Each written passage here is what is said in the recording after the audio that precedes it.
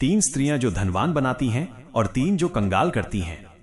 यह कथा 3 तरह की स्त्रियों से शादी करने पर धनवान बनने और 3 तरह की स्त्रियों से शादी करने पर कंगाल होने के विषय में है। जंगल के शांत वातावरण में एक कीचड़ के गड्ढे के पास एक सूकर और उसकी पत्नी सकरी बैठे थे। सकरी, जो ज्ञान और समझदारी में अपने पति से अधिक बुद्धिमान थी, ने सूकर से कहा, सुनो जी, तुम्हें पता है कि कुछ तरह की स्त्रियां अपने पतियों और परिवारों को समृद्ध बना देती हैं, जबकि कुछ अपने व्यवहार और आदतों के कारण परिवार को कंगाल कर देती हैं। आज मैं तुम्हें कुछ ऐसी ही बातें बताती हूं। सूकर ने उत्सुकता से पूछा, अरे वाह, ये बात तो मुझे तुम जरूर बताओ कि कौन सी स्त्रियां हैं जो अपने परिवार के लिए धनवान बनने का कारण बनती हैं और कौन सी स्त्रियां कंगाली लाती हैं। सकरी ने जवाब दिया, मित्रों सुनो प्राणनाथ, इसके लिए तुम्हें एक पुरानी कथा सुननी होगी। पुराने समय में वीरपुर नामक एक समृद्ध राज्य था, जिसके राजा वीरभद्र थे। राजा वीरभद्र न्यायप्रिय और प्रजा कल्याण को प्राथमिकता देने वाले थे। वो धर्म, सत्य और न्याय के मार्ग पर चलते थे। उनके सिंहासन में 2 पुतलियां जड़ी थीं, एक का नाम रूपानी और दूसरी का नाम कल्याणी। रूपानी सौंदर्य और रूप की प्रतीक थी। वो राजा को याद दिलाती थी कि जीवन में सुंदरता और सौंदर्य का महत्वपूर्ण स्थान है और यही मनुष्य को प्रसन्नता और संतुष्टि देता है। वो कहती थी कि राजा का वैभव उसकी सुंदरता और रौनक में है। कल्याणी गुण, सदाचार और राज कल्याण की प्रतीक थी। वो सदैव राजा को समझाती थी कि गुण और सद्गुण का महत्व सुंदरता से कहीं अधिक होता है। वो कहती थी कि सौंदर्य क्षणिक है पर गुण स्थायी होते हैं और एक राजा का धर्म है कि वो गुणों को अधिक महत्व दे। राजा वीरभद्र दोनों पुतलियों की बातें सुनते थे पर हमेशा अपने विवेक से निर्णय लेते थे। वो जानते थे कि सौंदर्य और गुण दोनों का अपना अपना महत्व है और दोनों में संतुलन बनाए रखना ही एक सफल शासन की कुंजी है। उन्होंने राज्य में ये संतुलन बनाए रखा, जिसके कारण प्रजा उनसे बहुत प्रेम करती थी। कुछ वर्षों बाद राजा वीरभद्र गंभीर रूप से बीमार पड़ गए। उन्होंने अपने पुत्र धूमन सेन को बुलाकर अपनी शिक्षाएं दी। उन्होंने कहा, बेटा, ये सिंहासन अब तुम्हारा है। मैंने तुम्हें सिखाया है कि एक राजा का धर्म होता है कि वो रूप और गुण दोनों का संतुलन बनाए रखे। इन दोनों पुतलियों का अनादर मत करना। याद रखना, गुणों के बिना सुंदरता की कोई कीमत नहीं होती और सुंदरता के बिना जीवन नीरस हो सकता है। इन दोनों में संतुलन ही एक सफल राज्य की नींव है। इतना कहकर राजा वीरभद्र का निधन हो गया। धूमन सेन राजा बने, पर उन्होंने अपने पिता की शिक्षाओं को भुला दिया। उनका स्वभाव धीरे धीरे विलासी होता गया। वो राग रंग में लीन रहने लगे और सुंदर चीजों की ओर अधिक आकर्षित हुए। उन्होंने पुराने अनुभवी मंत्रियों को दरकिनार कर दिया और उनकी जगह सुंदर और नौजवानों को नियुक्त कर लिया। धूमन सेन ने सौंदर्य को ही जीवन का सर्वोच्च मान लिया और प्रजा तथा राज्य कल्याण से दूर होते गए। राजा के इस रवैये को देखकर वन कल्याणी ने बार बार चेतावनी दी। राजन, शुक्र नीति में कहा गया है कि गुणों का सम्मान एक राजा का कर्तव्य है।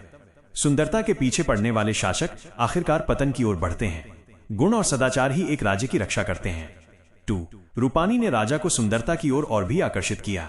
उसने कहा, राजन, सौंदर्य ही सुख का स्रोत है।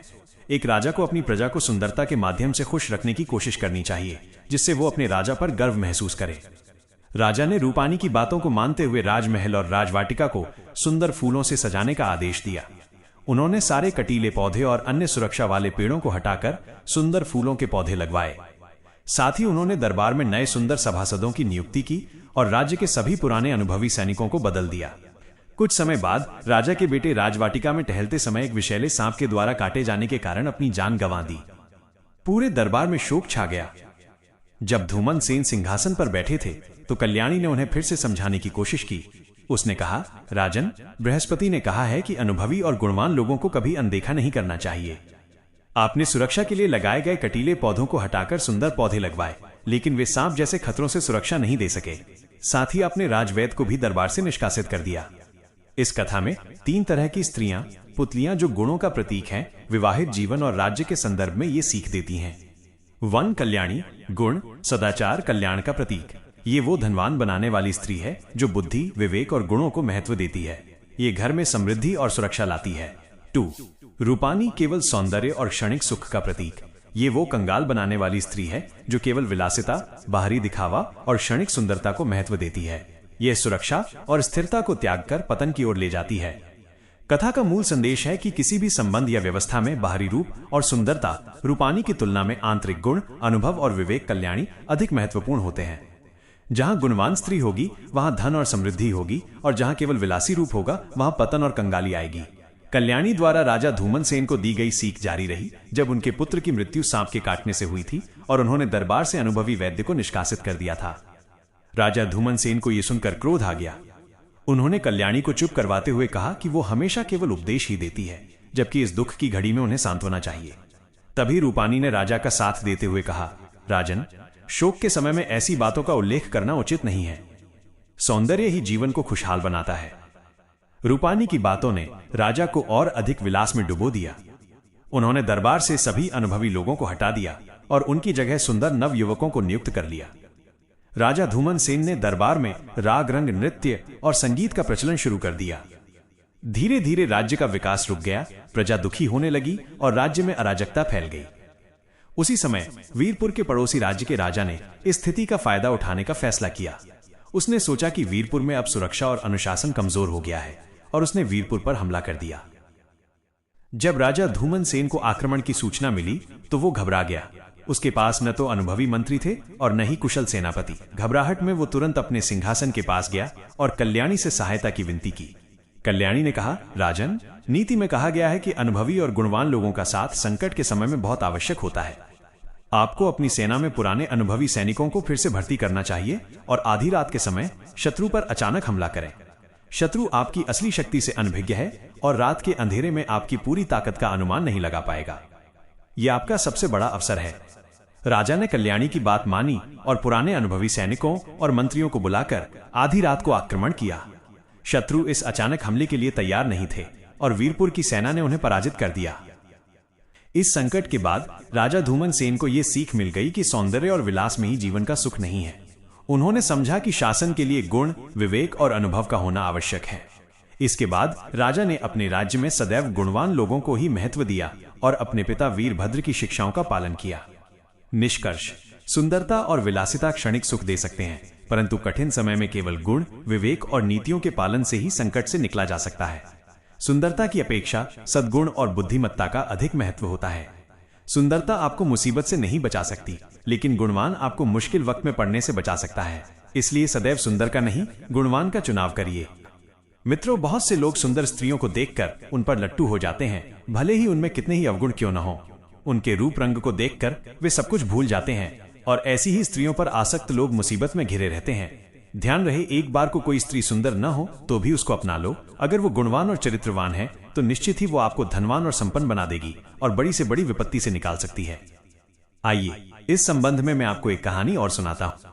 सेठ हरि प्रसाद एक सम्मानित और ईमानदार व्यक्ति थे जिन्होंने अपनी मेहनत से विशाल संपत्ति बनाई थी। लेकिन उनका इकलौता पुत्र राजन ठीक इसके विपरीत था। राजन के जीवन में अनुशासन और नैतिकता का अभाव था। वो दिन रात शराब में डूबा रहता था और वेश्या के घर पर अपना समय और धन बर्बाद करता था। पिता के समझाने पर भी राजन की बुरी आदतें नहीं बदली। सेठ हरिप्रसाद ने सोचा कि शायद विवाह से उसके जीवन में कुछ बदलाव आ जाए। यही सोचकर उन्होंने अपने पुत्र की शादी एक संस्कारी और गुणी लड़की से कर दी जिसका नाम आरती था। आरती को उम्मीद थी कि विवाह के बाद उसे पति का प्रेम और सहारा मिलेगा, लेकिन राजन की रुचि अभी भी शराब और शहर की सबसे सुंदर वेश्या में थी। वो रात बेरात घर से बाहर चला जाता था और आरती अकेले अपने पति के इंतजार में दुखी बैठी रहती थी। आरती के पास कोई सहारा नहीं था। कई बार उसे अपने भाग्य पर रोना आता था, लेकिन वो अपने पति के प्रति समर्पित रही। एक दिन जब दुख उसकी सहनशीलता से बाहर हो गया तो उसने सोचा कि क्यों न उस वेश्या से मिला जाए जो उसके पति को उससे दूर रखती है। सेठ की पुत्र वधू ने हिम्मत की और वेश्या के कोठे पर जा पहुंची। वेश्या, जिसका नाम सुलोचना था, उसे देखकर चकित हुई कि इतने प्रतिष्ठित घर की बहू उसके पास आई है। उसने आरती से कारण पूछा। आरती ने अपनी सारी कहानी उसे समझा दी और विनती की, बहन, मेरा जीवन तो नरक बन गया है। जब से मेरी शादी हुई है मैंने अपने पति को केवल आपके यहां देखा है। कृपा करके मुझे मेरा पति वापस दे दीजिए। सुलोचना को आरती की बात सुनकर दया आ जाती है। उसने राजन के व्यवहार पर विचार किया और आरती की मदद करने का फैसला किया। उसने वादा किया कि वो राजन को समझाएगी और उसे सही रास्ते पर लाने का प्रयास करेगी। अगले दिन जब राजन सुलोचना के पास पहुंचा तो सुलोचना ने उसके सामने 2 गिलास रखे, एक सोने का और एक मिट्टी का। दोनों गिलासों में पानी भरा हुआ था। राजन की आदत थी कि वो हमेशा सोने के गिलास में ही पानी पीता था, इसलिए उसने वही गिलास उठाया, लेकिन पानी का स्वाद अच्छा नहीं था। फिर उसने मिट्टी के गिलास में पानी पिया और उसे वो पानी शुद्ध और ताजगी भरा महसूस हुआ। राजन ने हैरानी से सुलोचना से पूछा, ये क्या बात है? सोने के गिलास का पानी मिट्टी के गिलास के पानी की अपेक्षा अधिक स्वादिष्ट नहीं था, जबकि मिट्टी के गिलास का पानी शुद्ध और निर्मल था। सुलोचना ने मुस्कुराते हुए कहा, सोने का गिलास हमारी तरह होता है, जो बाहर से सुंदर तो होता है और खूब लोगों को आकर्षित करता है, परंतु अंदर से अस्वच्छ और अस्थिर होता है। जबकि मिट्टी का गिलास तुम्हारी पत्नी की तरह है, जो बाहर से साधारण और सरल है, लेकिन उसकी आत्मा पवित्र और निर्मल है। ये गिलास दिखाता है कि बाहरी सुंदरता केवल क्षणिक है, लेकिन सच्ची सुंदरता उस स्वभाव और गुण में होती है जो अंदर छिपा होता है। वेश्या ने आगे कहा, जीवन में असली सुख पाने के लिए व्यक्ति को अपने आंतरिक गुणों का विकास करना चाहिए। बाहरी दिखावे के पीछे भागने वाला व्यक्ति अपने वास्तविक कर्तव्यों से विमुख हो जाता है और अंत में दुख का सामना करता है। जो व्यक्ति अपने परिवार के प्रति जिम्मेदार नहीं है, उसका जीवन व्यर्थ है। वेश्या के समझाने पर राजन को एहसास हुआ कि वो केवल बाहरी आकर्षण और क्षणिक सुख के पीछे भागकर अपनी पत्नी और परिवार के प्रति सबसे बड़ी जिम्मेदारी को भूल रहा है। उसे अपनी गलती का एहसास हुआ और उसने सुलोचना से वादा किया कि अब वो अपनी पत्नी के पास लौट कर जाएगा। धनवान बनाने वाली स्त्रियां। राजन अपनी पत्नी आरती के पास लौट आया, उससे माफी मांगी और अपनी बुरी आदतों को त्याग कर एक नया जीवन शुरू करने का संकल्प लिया। इसके बाद सक्री ने अपने पति सूकर को समृद्धि और कंगाली लाने वाली स्त्रियों के बारे में विस्तार से बताया। पतिदेव, केवल बाहरी सुंदरता से व्यक्ति को सुख और संपत्ति नहीं मिलती। ऐसी स्त्रियां जिनके पास पवित्रता, स्नेह, संयम और कर्तव्य का भाव होता है, वही परिवार में खुशहाली और धन संपत्ति का कारण बनती हैं। उनके गुण घर के अन्य सदस्यों पर भी सकारात्मक प्रभाव डालते हैं, जिससे घर में प्रेम और संतुलन बना रहता है। इसके विपरीत जिन स्त्रियों में सिर्फ बाहरी सुंदरता है लेकिन गुणों का अभाव है, वे परिवार के लिए आर्थिक और मानसिक समस्या का कारण बन जाती हैं। सक्री ने धनवान बनाने वाली 3 तरह की स्त्रियों, गुणों के आधार पर का वर्णन शुरू किया। गुणवान और संयमी स्त्री, घर की लक्ष्मी। ऐसी स्त्रियां जो सच्चाई और धैर्य से भरपूर होती हैं, वे घर में लक्ष्मी का रूप मानी जाती हैं। चाणक्य नीति के अनुसार संयमी स्त्री का घर में होना संपत्ति के स्थिर रहने का कारण होता है। ये स्त्रियां धन के मामलों में समझदारी से निर्णय लेती हैं, जिससे धन की बचत होती है और सही निवेश होता है। ऐसी स्त्री अपने परिवार के धन का आदर करती है और उसकी उन्नति में सहायक बनती है। 2. संयम, त्याग और प्रेम का गुण रखने वाली स्त्री। जिन स्त्रियों में संयम, त्याग और प्रेम का गुण होता है, वे परिवार को आर्थिक रूप से स्थिर और खुशहाल बनाती हैं। ऐसी स्त्रियां अपनी बुद्धिमत्ता से धन का सही उपयोग और बचत करने में सहायक होती हैं। शुक्र नीति कहती है कि जो स्त्री सत्यनिष्ठ, दयालु और जिम्मेदार होती है, वो अपने परिवार की आर्थिक संपन्नता को बढ़ाती है। इसके विपरीत जो स्त्रियां केवल अपने बाहरी रूप पर ध्यान देती हैं और कर्तव्यों को नजरअंदाज करती हैं, वे धन की बर्बादी का कारण बनती हैं। 3. गुणों से परिपूर्ण स्त्री, स्थायी, सुख और शांति का आधार।